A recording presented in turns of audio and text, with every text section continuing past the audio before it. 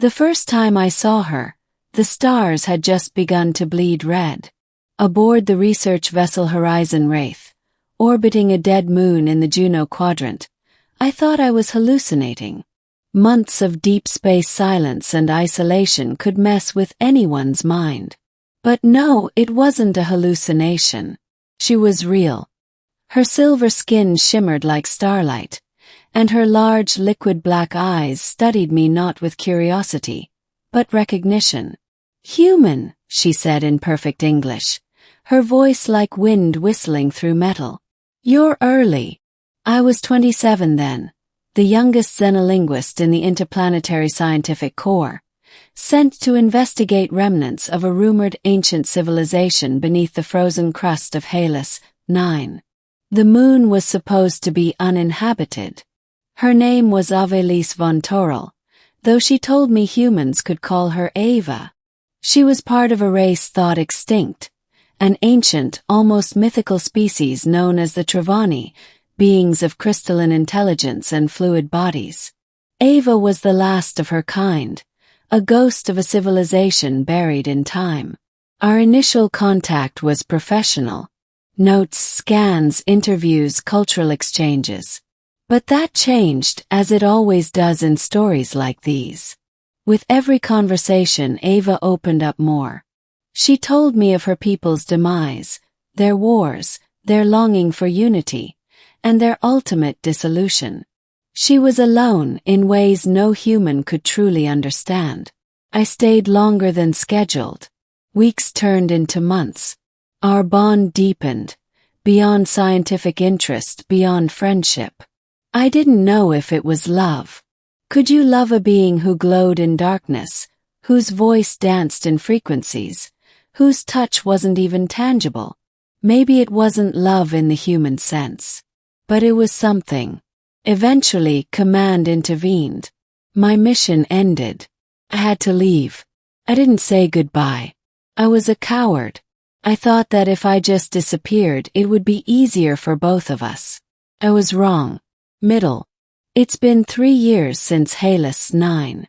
I was back on Earth, working at a university in New London, lecturing in xenolinguistics. My nights were sleepless, haunted by the glow of silver skin and the weight of unspoken words. Then one evening, as a storm raged over the Thames, I saw her again.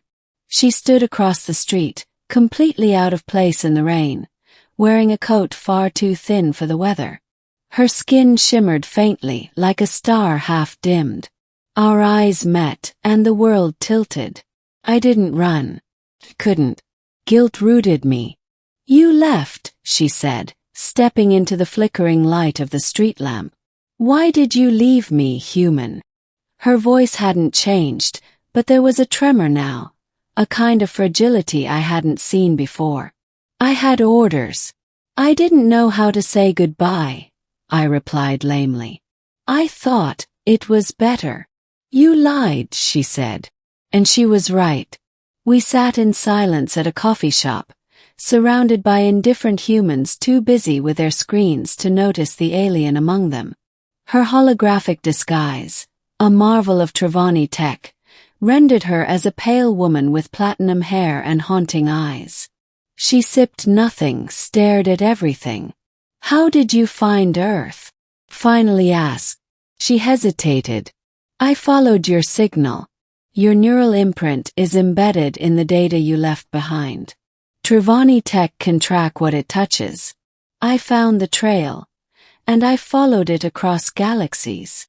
"You crossed galaxies for me?" "For closure," she said quietly. But there was more. Course there was more. Ava had done the impossible. She had not only left Halus 9, but had reawakened forgotten technologies from her ancestors. Gateways, silent sentinels waiting for one last purpose. She called them the Veil Bridges, remnants of a civilization that could fold space like paper. She had gambled everything, her safety, her life, on the hope that I was worth following. "I thought maybe Earth could be my new home," she said, gazing at the skyline. "But it's loud. Confusing. Your people are always running. What are you running from? Ourselves, I said without thinking. Ava smiled sadly. Then maybe we're not so different. Over the next weeks, Ava became a ghost in my world. She lived in the abandoned observatory on the edge of town, hiding from prying eyes, feeding her energy off solar panels and quiet starlight. We met often, sometimes talking for hours, sometimes just sitting. And yet I felt something changing. Not in her. Me. There was a storm coming. Not just metaphorical this time. Someone had noticed Ava. Not someone human. It began with power surges. City-wide blackouts. Strange magnetic pulses. The Interplanetary Scientific Corps sent envoys. Then came the ones Ava called the Severance. They were Trevani too, or rather what was left of those who hadn't died, but become corrupted, surviving in dark folds of space, feeding on memory and entropy. They had sensed Ava's signal, followed it to Earth, and they wanted her back.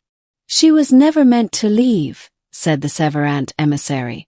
Its body like twisted obsidian, its eyes voids of hunger. The last daughter of a dying race must return to the source.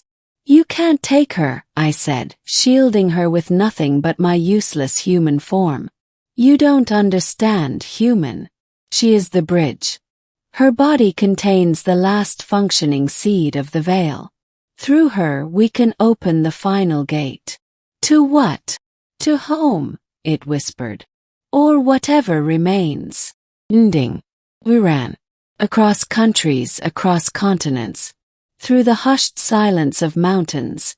The neon chaos of cities. Ava's power was waning. Her connection to the veil was being drained by the Severance pursuit.